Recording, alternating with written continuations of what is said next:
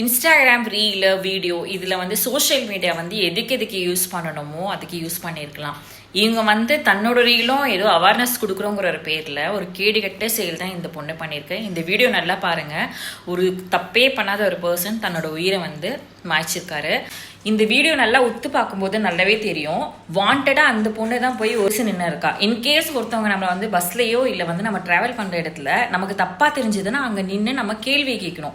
இந்த மாதிரி வீடியோ எடுத்து வீடியோ ட்ரெண்ட் பண்ணுறதுக்கோ இல்லை வந்து நம்ம அவேர்னஸ் வீடியோ காமிக்கிறோங்கிற ஒரு பேர்லையும் சோஷியல் மீடியாவை யூஸ் பண்ணிக்கிற பர்சன் தான் இப்போ அதிக பேர் கிளம்பியிருக்காங்க. இந்த பொண்ணோட ஃபேஸ் வந்து பார்த்தீங்கன்னா ஒரு அவேர்னஸ் வீடியோ கொடுக்கறதுக்கான ஒரு ரியாக்ஷனே கிடைக்கல.